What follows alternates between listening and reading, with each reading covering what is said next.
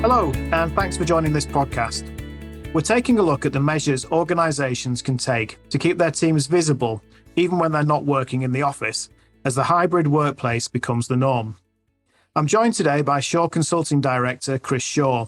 He suggested the podcast title after speaking to clients about the challenges of keeping track of staff when they're working from multiple locations. Chris, keeping track of staff all sounds a bit like Big Brother is watching you. No, not really. It really isn't about spying on staff. It's about how the managers and other team members understand where their colleagues are and what they're doing. Remember, we've gone through this massive transition from where we literally all went to the office, working side by side, being spread across, hundreds and hundreds of different locations. So at the start of the pandemic, technology was in place. It adapted quickly to keep businesses and organizations going. But now the dust has settled, and we're finding many organizations are asking how can their systems be adapted for the permanent shift to that hybrid way of working. Okay, Chris. So what exactly do you mean then by where have all my staff gone?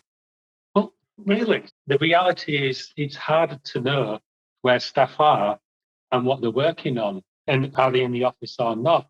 Hybrid working, it's here to stay. There are a few struggles around how to manage people. And even with the booking in systems, where you might book in to be in a meeting within the office, you might work with colleagues, but you might not see them for weeks on end because you're coming into the office at different times. Particularly where organizations are now starting to adopt maybe 2 days in, 3 days out of the office. Sometimes you just don't align with different people. So it really is about trying to have better systems to make it more visible to everybody across the organization who's in, when they're in, so you can maybe plan your day better or your week better to be in the office at the time when your colleagues are that you want to work with or collaborate with better. So it's definitely not about snooping on staff. It's just about how can we replicate that pre-pandemic office environment in this hybrid world. So how can technology be used and what kind of software packages would you recommend?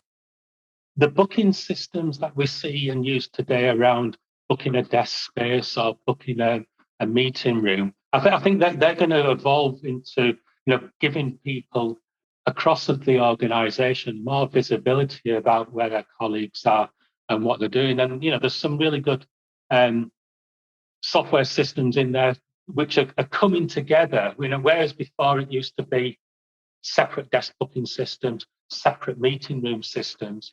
They're starting to come together into one package.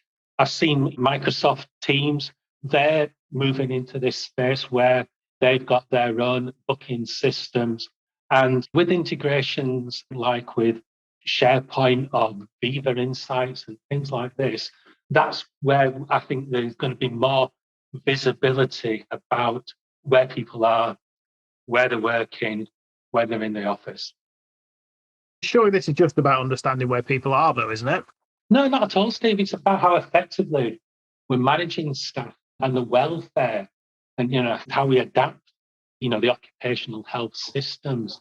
Because one of the things we lose sight of when people aren't in the office or choose to work from home is you're not getting to understand how that person is, how well they're coping. So, in addition to having the systems in place to know where people are, it's also having the systems in place to be able to really check in on people and having better welfare systems to support people, doing far more surveying of staff, really to understand that they're not struggling working in isolation from others. Chris, it's clear that the hybrid working place is here to stay, but I guess its exact structure and how it operates is still evolving. Thanks so much for your time today and look forward to talking again soon. Thanks, Steve.